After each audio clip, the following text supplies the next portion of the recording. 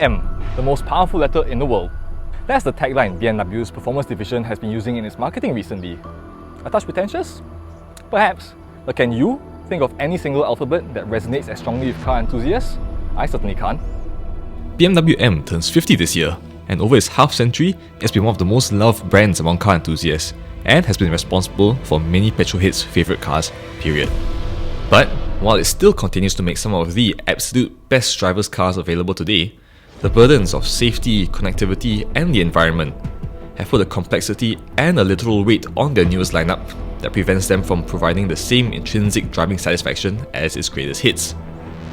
High adrenaline thrills? Yes. But that deep, slow burn endearment that makes you want to keep the car forever? Nah, at least not in my opinion.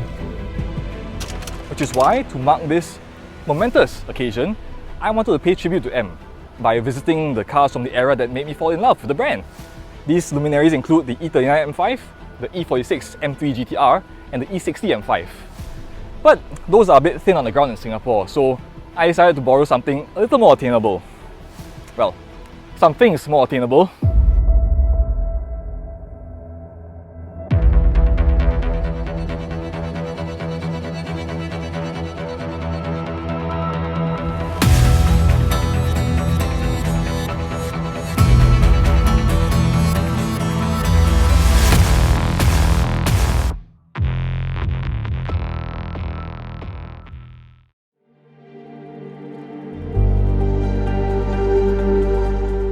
If, like me, you're a millennial, then this is probably the M car that defined your childhood.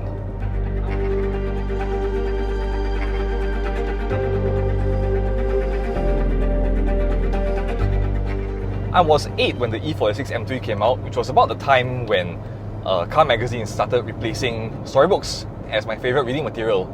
And this thing was just exalted, right? Everyone was raving about it. It was on all the magazine front pages, it won all the group tests it was in. And then when I was 13, something extraordinary happened. Need for Speed Most Wanted came out. And the E46 M3 GTR was the hero car for the game. And the best car and the best Need for Speed game ever. No wonder it became such a huge icon. And yes, I know that was a race car, not a street car. It had a unique V8, not a straight 6. But when you're young and impressionable, those things just tend to stick,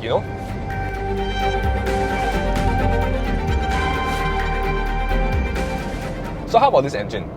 The legendary S54.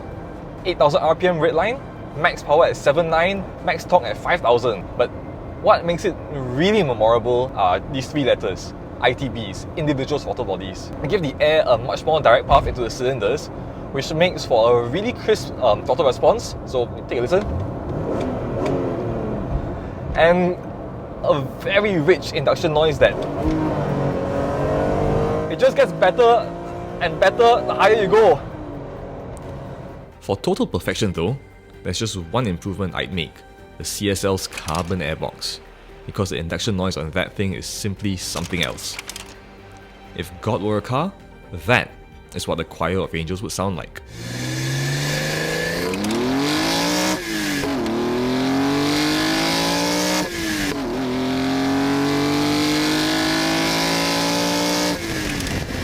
The next thing everyone talks about with the E46 is the gearbox or the transmission options. And I'm very pleased to say, here we have the correct one. But that said, I do think the SMG automated manual isn't quite as bad as everyone says. A couple of years ago, I had the chance to drive an SMG E46, and I was quite surprised by how much I didn't hate it. You just need to treat it a bit like the manual that it actually is. It's just that the car is engaging the clutch and selecting the gears for you. So yeah, treat it like a manual. When you go for an upshift, just give it a brief lift of the throttle. When you're going in downshift, a brief blip of the throttle, and it smooths everything out, which is, that was the main criticism of the SMG, right? It was just really, really clunky. But if you know how to use it right, and you get used to it, it's usable, it's tolerable. As for the handling, the best word to describe it would probably be balance. The controls, the responses, the car's size and weight, the power and the power delivery, everything feels perfectly matched to each other. The steering rack in this has been swapped to one from the CSL, so it's a little bit faster and a little bit sharper.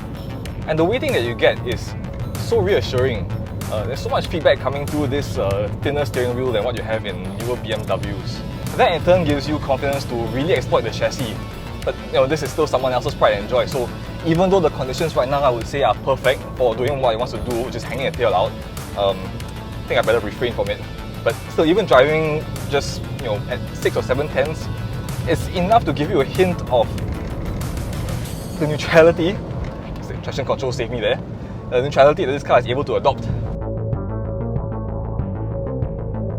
Finally, and this is something I love about all BMWs from the late 90s to the early 2000s, is the styling. It's simple and clean, but the proportions are spot on, and the lines and angles all complement each other. The complete opposite from the chaotic styling of the current gen of M cars. There are of course some obvious styling add-ons that mark out the E46 as an M car, such as the deeper front bumper, the blistered wheel arches, and the dished wheels that give it a squat and confident stance. But it's all restrained aggression and doesn't really shout for attention. Driving the E46 has always been a bit of a meet the heroes moment, and based on this, I think not disappointed in the least. This thing is just so nice. The M3 that followed was a rather different beast altogether. Everything about it grew, from the dimensions to the engine to its core character. Where the E46 was a sports car, the 92 became more of a grand tourer.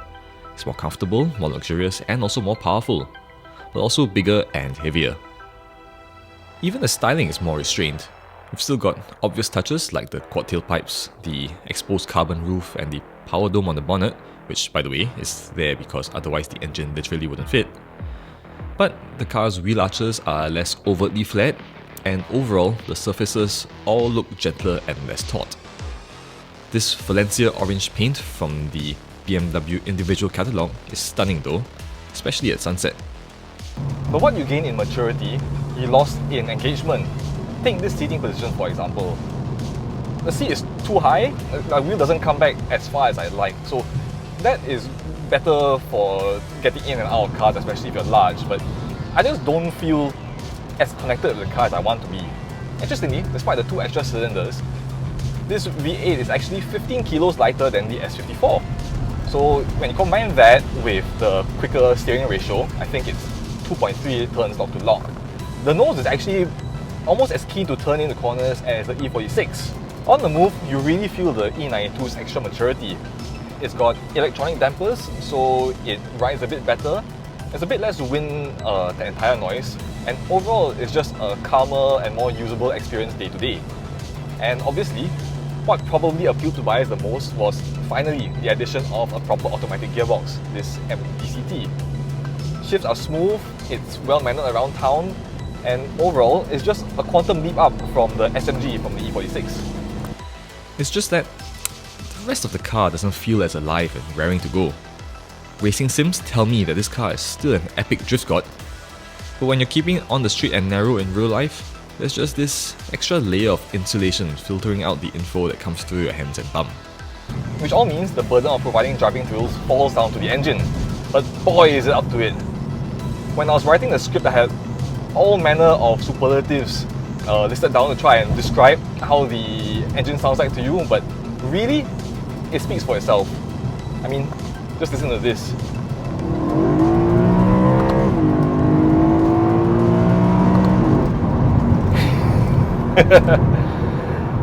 Oh god.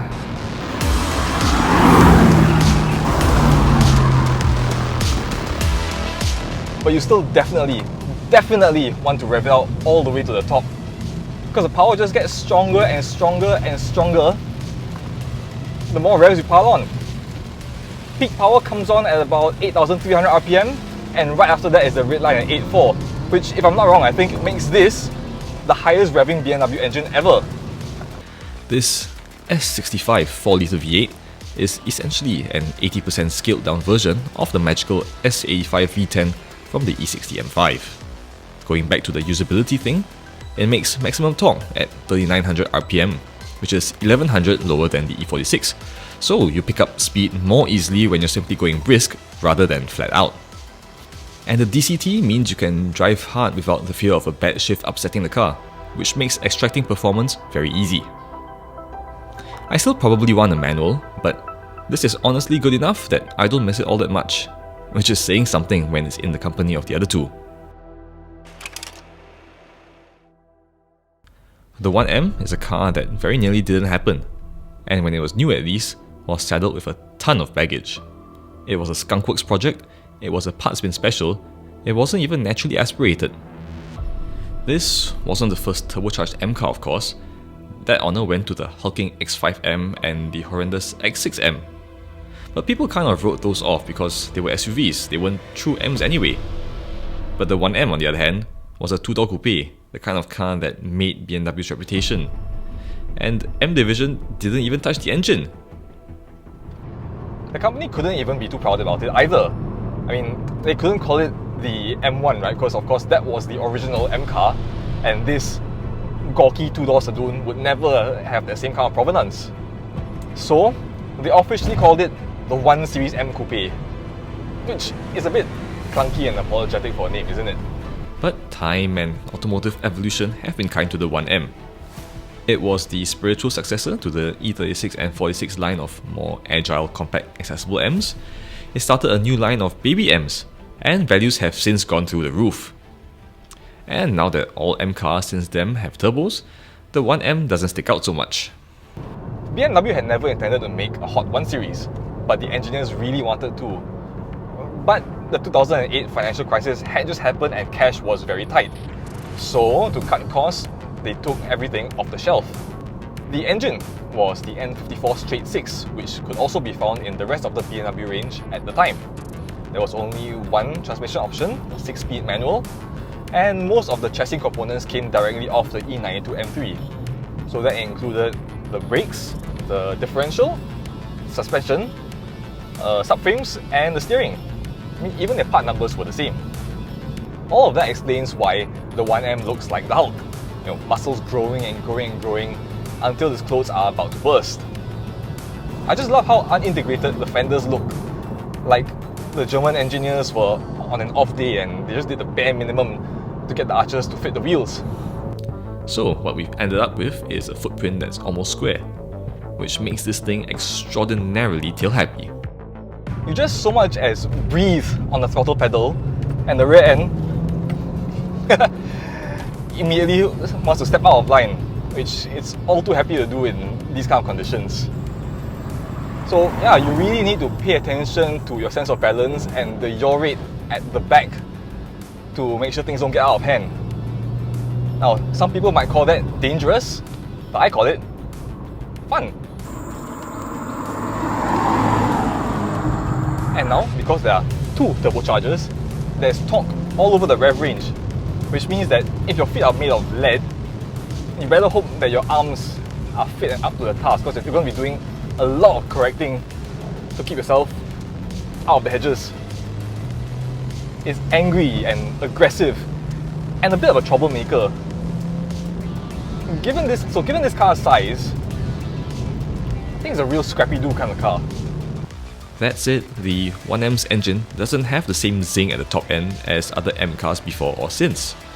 Obviously, it's muffled by the turbos, and newer M's have had the benefit of time and experience to aid their development. But still, having experienced the generation of M's that came after the 1M, like the bloody fantastic M2 competition, I'm just left craving that little bit more. All three offer something that modern cars can't. The E92's spine-tingling NA engine has the linearity to let you control the performance even in the wet. The 1M's spikiness lets you experience a car's handling limits even at sane-ish road speeds. And the E46? Well, that combines the same wonderful naturally aspirated linearity, but with lower dynamic limits and absolutely perfect balance to match. Of all the three legends here, heck, perhaps of all the M cars there's ever been, this is Goldilocks. This is peak M.